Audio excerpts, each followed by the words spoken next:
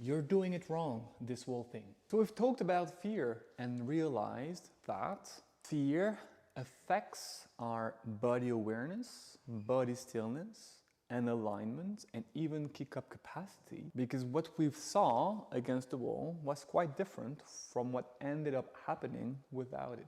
For us to perform without the wall, we have to see the consequences today of the absence of wall. We have to see how we adapt to the conscious and subconscious fear of falling when there's no wall behind us, so that we can work better, smarter with the wall, in order for those techniques to blossom here, and in order for us to not be insane in the way we practice, but on the contrary, to have a very step-by-step structured approach to our training, which yields much faster results and therefore is much more enjoyable. Now, as we approach the end of this first week, you may have plenty of questions, and we're going to address a lot of them really in depth, both in the live we will have and in the Q&As as well. But where I want to bring you towards as we wrap up this first week is by connecting the dots we have been putting on the paper together. Remember what we said about closed and open shoulders. We said some people have open shoulders, others have closed shoulders. And at the end of the day, we saw that people with open shoulders simply had more choice to start with than people with closed shoulders. But what I want to bring your attention on today is that no matter how open you can be, chances are when you compared yesterday what happened with the wall with what happened without the wall, and if you haven't done it, do it.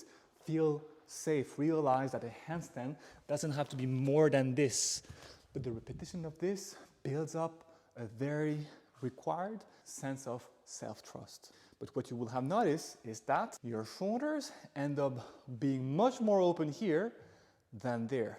What is that about? Well, open shoulders, which I'm going to define as your most open today. So that whether you are closed in the way we have constructed it or open, I'm talking about your max range of motion, the end of that spectrum, of that continuum for you today. Well, that open is scarier than your closed shoulders. Feels sometimes less stable, feels less safe, is harder to balance. Yet, everyone and their mothers insist on you having open shoulders. This makes no sense. Handstands, once we are ready to not only work with the wall but start working for standing, are about us improving things at the wall, but making the transfer to the middle of the room. How are you supposed to improve working with open shoulders here and then facing the reality of closed shoulders here? Those two things are really different. Open shoulder positions feel scarier in part because our pelvis is so far out. And we feel that there is less room for error because the mass of our pelvis could make us fall. Because of their previous movement backgrounds, people usually work on strength development at those angles here, let's say doing yoga or push-ups, but hardly at this angle here. We lose some of the visual feedback that we have when we have closed shoulders, where the head naturally sticks out, which itself makes the whole balancing act harder. In other words, open shoulders are a harder skill than closed shoulder handstands. You working at the end of your continuum is probably delaying you achieving a handstand in the first place that you can then morph into something as straight as you want once you have a handstand. So what I'm trying to say to you is, you're doing it wrong, this whole thing. You're practicing something here that is not the same as what you do for standing. I like to compare open and closed shoulders as two different board games. Each board game is very different from the other. You could talk about playing chess versus playing poker. They have nothing in common. The rules are really different. And it's hard enough to crack the rules of one game. And what you're trying to do right here is to play both games simultaneously, hoping that what you learn here will transfer there. Well, of course it won't, or it won't be straightforward. You're much better off picking an alignment, a shoulder position that is always the same. In the Handstand Academy and in this rocket course I've mentioned before, we have a host of handful of golden rules that I want every student to almost know by heart.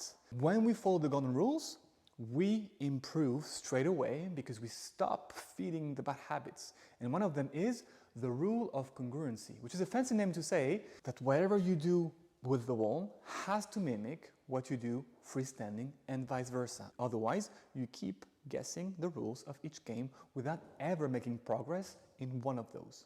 You're not going to win the game this way. Chances are closed shoulders, something that is not your max, feels probably more comfortable to you. My invitation for you is to start applying the rule of congruency today. We're going to look at your freestanding first and foremost. And we're going to see how open or closed your shoulders like to be when you are the closest to a handstand you can be. For instance, if I'm a beginner, comparing this rep to this one. None of them feels dangerous because I'm not going far enough. But one of them had something different outside of the legs, and that's my shoulders. If you're an improver, comparing this rep with this one, with this one.